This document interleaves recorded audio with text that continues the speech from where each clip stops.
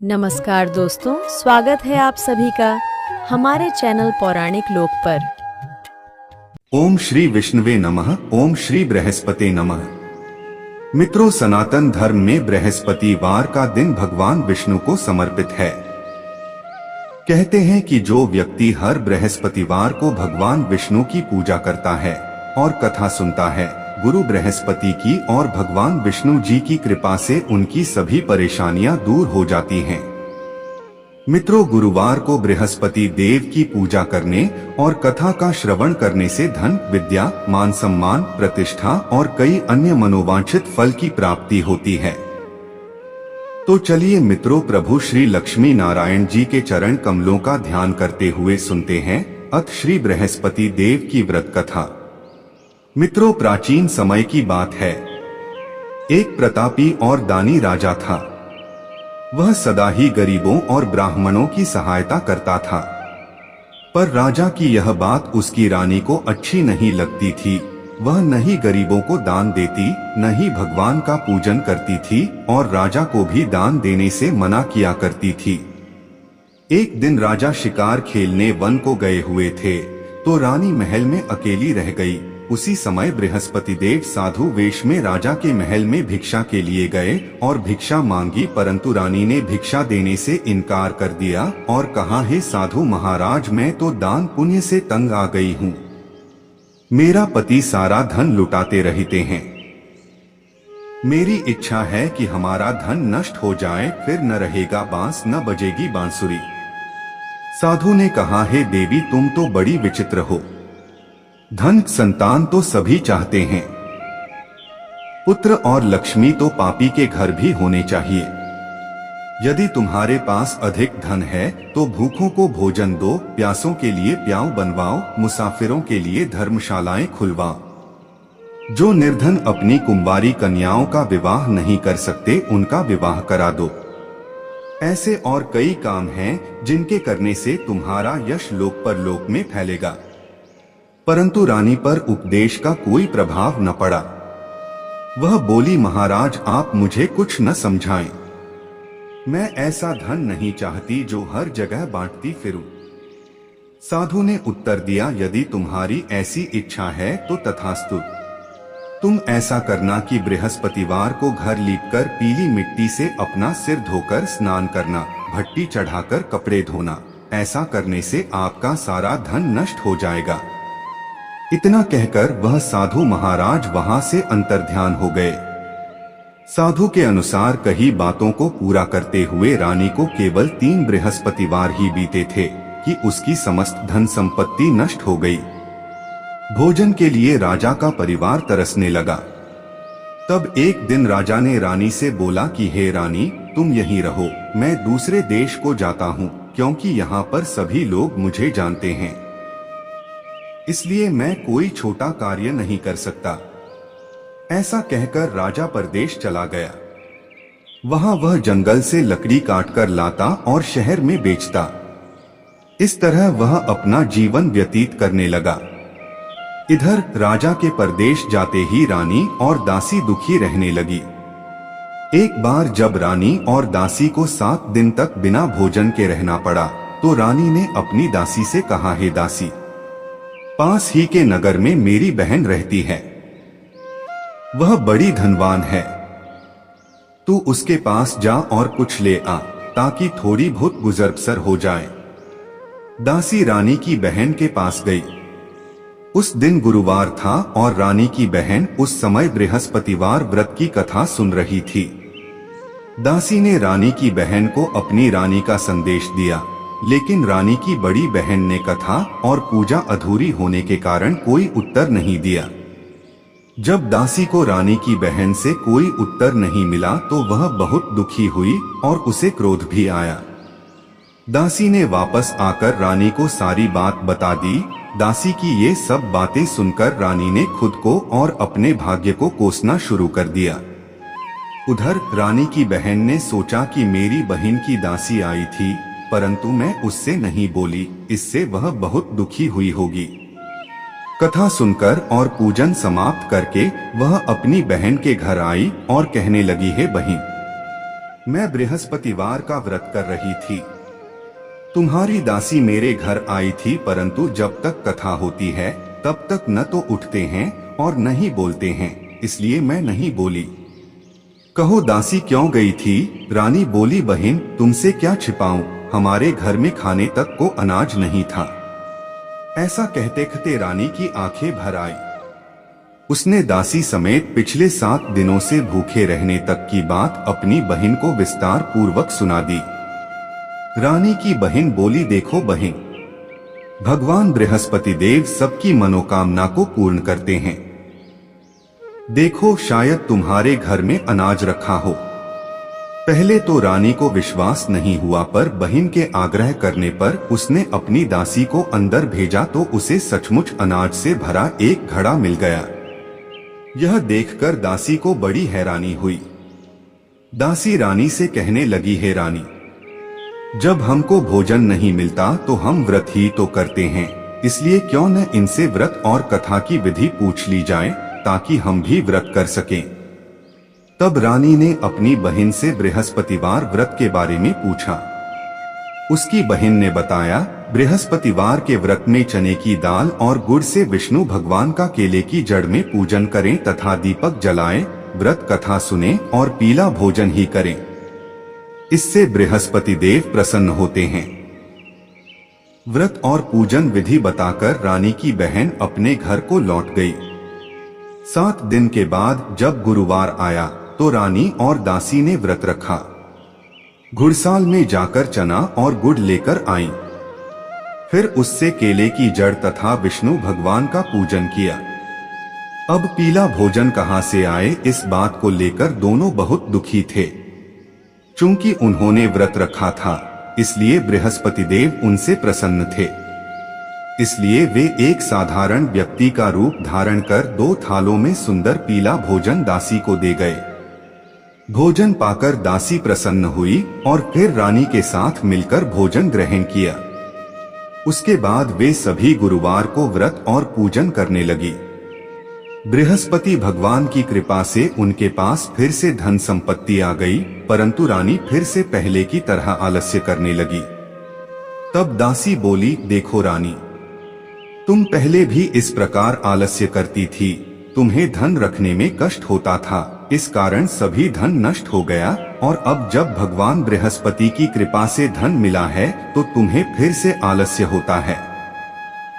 रानी को समझाते हुए दासी कहती है कि बड़ी मुसीबतों के बाद हमने यह धन पाया है, इसलिए हमें दान पुण्य करना चाहिए, भूखे मनुष्यों को भोजन कराना चाहिए और धन को शुभ कार्यों में खर्च करना चाहिए, जिससे तुम्हारे कुल का यश बढ़ेगा, स्वर्ग की प्राप्ति होगी और पितृ प्रसन्न होंगे। दासी की बात मानकर रानी अपना धन शुभ कार्यों में खर्च करने लगी, जिससे पूरे नगर में उसका यश फैलने लगा। इधर एक दिन राजा दुखी होकर जंगल में एक पेड़ के नीचे आसन जमाकर बैठ गया। वह अपनी दशा को याद करके व्याकुल होने लगा। बृहस्पतिवार का दिन था। एकाएक उसने देखा कि निर्जन वन में एक साधु प्रकट हुए। वह साधु वेश में स्वयं बृहस्पति देवता थे। लकड़हारे के सामने आकर बोले, हे लकड़हारे, इस सुनसान जंगल में तू चिंता मग्न क्यों बैठा है? लकड़हारे ने दोनों हाथ जोड़कर प्रणाम किया और उत्तर दिया, महात्मा जी, आप सब कुछ जानते हैं, मैं क्या कहूँ। यह कहकर रोने लगा और साधु को अपनी आत्मकथा सुनाई। महात्मा जी ने कहा, तुम्हारी स्त्री ने बृहस्पति के दिन बृहस्पति भगवान का निरादर किया है, जिसके कारण रुष्ट होकर उन्होंने तुम्हारी यह दशा कर दी। अब तुम चिंता को दूर करके मेरे कहने पर चलो तो तुम्हारे सब कष्ट दूर हो जाएंगे और भगवान पहले से भी अधिक संपत्ति देंगे। तुम बृहस्पति के दिन कथा किया करो। 2 पैसे के चने और गुड़ लाकर उसका प्रसाद बनाओ और शुद्ध जल से लोटे में शक्कर मिलाकर अमृत तैयार करो। कथा के पश्चात अपने सारे परिवार और सुनने वाले प्रेमियों में अमृत व प्रसाद बांटकर आप भी ग्रहण करो। ऐसा करने से भगवान तुम्हारी सब मनोकामनाएं पूरी करेंगे। साधु के ऐसे वचन सुनकर लकड़हारा बोला, हे प्रभु, मुझे लकड़ी बेचकर इतना पैसा नहीं मिलता जिससे भोजन के उपरांत कुछ बचा सकूं। मैंने कई रात्रि स्वप्न में अपनी स्त्री को व्याकुल देखा है। मेरे पास कुछ भी नहीं जिससे मैं उसकी खबर मंगा सकूं। साधु ने कहा, हे लकड़हारे, तुम किसी बात की चिंता मत करो। बृहस्पति के दिन तुम रोजाना की तरह लकड़ियां लेकर शहर को जाओ। तुमको रोज से दुगुना धन प्राप्त होगा, जिससे तुम भली भांति भोजन कर लोगे तथा बृहस्पति देव की पूजा का सामान भी आ जाएगा। इतना कहकर साधु अंतर्ध्यान हो गए। धीरे धीरे समय व्यतीत होने पर फिर वही बृहस्पतिवार का दिन आया। लकड़हारा जंगल से लकड़ी काटकर किसी शहर में बेचने गया। उसे उस दिन और दिन से अधिक पैसा मिला। राजा ने चना गुड़ आदि लाकर गुरुवार का व्रत किया। उस दिन से उसके सभी क्लेश दूर हुए, परंतु जब दोबारा गुरुवार का दिन आया तो बृहस्पतिवार का व्रत करना भूल गया। इस कारण बृहस्पति भगवान नाराज हो गए। उस दिन उस नगर के राजा ने विशाल यज्ञ का आयोजन किया तथा शहर में यह घोषणा करा दी कि कोई भी मनुष्य अपने घर में भोजन न बनावे न आग जलावे, समस्त जनता मेरे यहाँ भोजन करने आवे। इस आज्ञा को जो न मानेगा उसे फांसी की सजा दी जाएगी। इस तरह की घोषणा संपूर्ण नगर में करवा दी गई। राजा की आज्ञानुसार शहर के सभी लोग भोजन करने गए, लेकिन लकड़हारा कुछ देर से पहुंचा, इसलिए राजा उसको अपने साथ घर लिवा ले गए और ले जाकर भोजन करा रहे थे तो रानी की दृष्टि उस खूंटी पर पड़ी जिस पर उसका हार लटका हुआ था। वह वहां पर दिखाई नहीं दिया। रानी ने निश्चय किया कि मेरा हार इस मनुष्य ने चुरा लिया है। उसी समय सिपाहियों को बुलाकर उसको कारागार में डलवा दिया। जब लकड़हारा कारागार में पड़ गया और बहुत दुखी होकर विचार करने लगा कि न जाने कौन से पूर्व जन्म के कर्म से मुझे यह दुख प्राप्त हुआ है, और उसी साधु को याद करने लगा जो कि जंगल में मिला था। उसी समय तत्काल बृहस्पति देव साधु के रूप में प्रकट हुए और उसकी दशा को देखकर कहने लगे, अरे मूर्ख, तूने बृहस्पति देव की कथा नहीं करी, इस कारण तुझे दुख प्राप्त हुआ है। अब चिंता मत कर, बृहस्पतिवार के दिन कारागार के दरवाजे पर 4 पैसे पड़े मिलेंगे। उनसे तू बृहस्पति देव की पूजा करना, तेरे सभी कष्ट दूर हो जाएंगे। बृहस्पति के दिन उसे 4 पैसे मिले। लकड़हारे ने कथा कही। उसी रात्रि को बृहस्पति देव ने उस नगर के राजा को स्वप्न में कहा, हे राजा, तुमने जिस आदमी को कारागार में बंद कर दिया है वह निर्दोष है। वह राजा है, उसे छोड़ देना। रानी का हार उसी खूंटी पर लटका है। अगर तू ऐसा नहीं करेगा तो मैं तेरे राज्य को नष्ट कर दूंगा।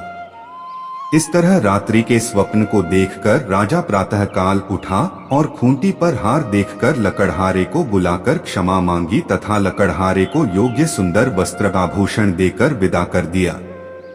बृहस्पति देव की आज्ञानुसार लकड़हारा अपने नगर को चल दिया। राजा जब अपने नगर के निकट पहुंचा तो उसे बड़ा आश्चर्य हुआ। नगर में पहले से अधिक बाग, तालाब, कुएं तथा बहुत सी धर्मशाला, मंदिर आदि बन गई हैं। राजा ने पूछा, यह किसका बाग और धर्मशाला है? तब नगर के सब लोग कहने लगे, यह सब रानी और बांदी के हैं। तो राजा को आश्चर्य हुआ और गुस्सा भी आया।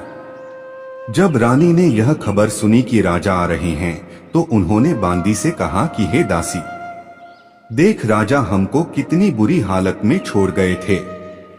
हमारी ऐसी हालत देखकर वह लौट न जाएं, इसलिए तू दरवाजे पर खड़ी हो जा। आज्ञानुसार दासी दरवाजे पर खड़ी हो गई। राजा आए तो उन्हें अपने साथ लिवा लाई। तब राजा ने क्रोध करके अपनी रानी से पूछा कि यह धन तुम्हें कैसे प्राप्त हुआ है? तब उन्होंने कहा, हमें यह सब धन बृहस्पति देव के इस व्रत के प्रभाव से प्राप्त हुआ है। राजा ने निश्चय किया कि 7 रोज बाद तो सभी बृहस्पति देव का पूजन करते हैं, परंतु मैं प्रतिदिन दिन में 3 बार कहानी तथा रोज व्रत किया करूंगा। अब हर समय राजा के दुपट्टे में चने की दाल बंधी रहती तथा दिन में 3 बार कहानी कहता। एक रोज राजा ने विचार किया कि चलो अपनी बहन के यहाँ हो आवे। इस तरह निश्चय कर राजा घोड़े पर सवार हो अपनी बहन के यहाँ को चलने लगा। मार्ग में उसने देखा कि कुछ आदमी एक मुर्दे को लिए जा रहे हैं। उन्हें रोककर राजा कहने लगा, अरे भाइयों, मेरी बृहस्पति देव की कथा सुन लो। वे बोले, लो, हमारा तो आदमी मर गया है, इसको अपनी कथा की पड़ी है। परंतु कुछ आदमी बोले, अच्छा कहो, हम तुम्हारी कथा भी सुनेंगे। राजा ने दाल निकाली और जब कथा आधी हुई थी कि मुर्दा हिलने लग गया, और जब कथा समाप्त हो गई तो मुर्दा राम राम करके उठकर खड़ा हो गया। आगे मार्ग में उसे एक किसान खेत में हल चलाता मिला। राजा ने उसे देख और उससे बोले, अरे भैया, तुम मेरी बृहस्पतिवार की कथा सुन लो। किसान बोला, जब तक मैं तेरी कथा सुनूंगा तब तक 4 हरिया जोत लूंगा। जा अपनी कथा किसी और को सुनाना। इस तरह राजा आगे चलने लगा। राजा के हटते ही बैल पछाड़ खाकर गिर गए तथा किसान के पेट में बड़ी जोर का दर्द होने लगा। उस समय उसकी माँ रोटी लेकर आई। उसने जब यह देखा तो अपने पुत्र से सब हाल पूछा और बेटे ने सभी हाल कह दिया। तो बुढ़िया दौड़ी दौड़ी उस घुड़सवार के पास गई और उससे बोली कि मैं तेरी कथा सुनूंगी, तू अपनी कथा मेरे खेत पर चलकर ही कहना। राजा ने बुढ़िया के खेत पर जाकर कथा कही, जिसके सुनते ही वह बैल उठ खड़ हुए तथा किसान के पेट का दर्द भी बंद हो गया। अगले दिन राजा अपनी बहन के घर पहुंचा। बहन ने भाई की खूब मेहमानी की। दूसरे रोज प्रातःकाल राजा जगा तो वह देखने लगा कि सब लोग भोजन कर रहे हैं। राजा ने अपनी बहन से कहा, ऐसा कोई मनुष्य है जिसने भोजन नहीं किया हो, मेरी बृहस्पतिवार की कथा सुन ले। बहन बोली, हे भैया, यह देश ऐसा ही है कि पहले यहाँ लोग भोजन करते हैं, बाद में अन्य काम करते हैं। अगर कोई पड़ोस में हो तो देख आऊं। वह ऐसा कहकर देखने चली गई, परंतु उसे कोई ऐसा व्यक्ति नहीं मिला जिसने भोजन न किया हो। अतः वह एक कुम्हार के घर गई जिसका लड़का बीमार था। उसे मालूम हुआ कि उनके यहाँ 3 रोज से किसी ने भोजन नहीं किया है। रानी ने अपने भाई की कथा सुनने के लिए कुम्हार से कहा। वह तैयार हो गया। राजा ने जाकर बृहस्पतिवार की कथा कही, जिसको सुनकर उसका लड़का ठीक हो गया। अब तो राजा की प्रशंसा होने लगी। एक रोज राजा ने अपनी बहन से कहा कि हे बहन, हम अपने घर को जाएंगे, तुम भी तैयार हो जाओ। राजा की बहन ने अपनी सास से कहा। सास ने कहा, हाँ चली जा, परंतु अपने लड़कों को मत ले जाना, क्योंकि तेरे भाई के कोई औलाद नहीं है। बहन ने अपने भैया से कहा, हे भैया, मैं तो चलूंगी पर कोई बालक नहीं जाएगा। राजा बोला, जब कोई बालक नहीं चलेगा तब तुम ही क्या करोगी। बड़े दुखी मन से राजा अपने नगर को लौट आया। राजा ने अपनी रानी से कहा, हम निर्वंशी हैं, हमारा मुंह देखने का धर्म नहीं है और कुछ भोजन आदि नहीं किया। रानी बोली, हे प्रभु, बृहस्पति देव ने हमें सब कुछ दिया है, वह हमें औलाद अवश्य देंगे। उसी रात को बृहस्पति देव ने राजा से स्वप्न में कहा, हे राजा उठ, सभी सोच त्याग दे, तेरी रानी गर्भ से है। राजा की यह बात सुनकर बड़ी खुशी हुई।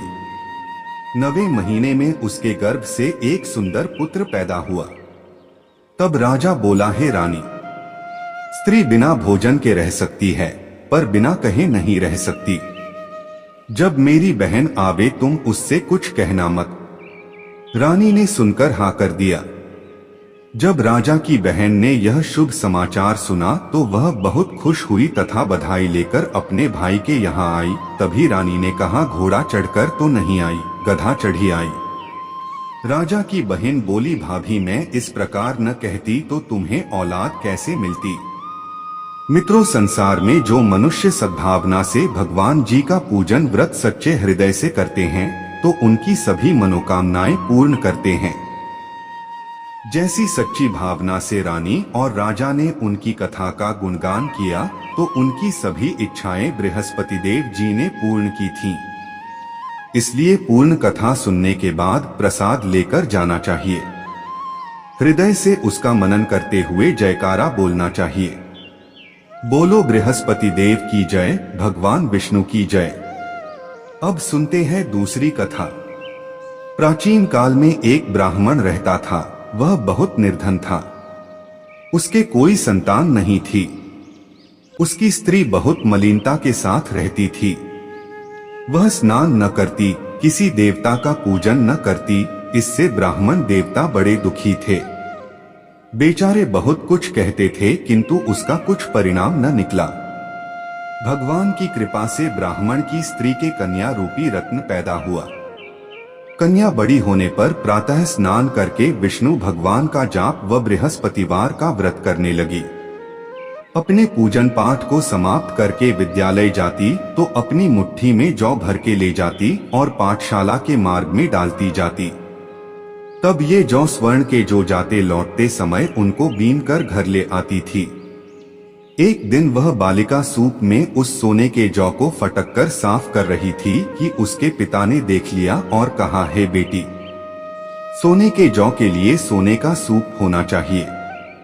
दूसरे दिन बृहस्पतिवार था। इस कन्या ने व्रत रखा और बृहस्पति देव से प्रार्थना करके कहा, मैंने आपकी पूजा सच्चे मन से की हो तो मेरे लिए सोने का सूप दे दो।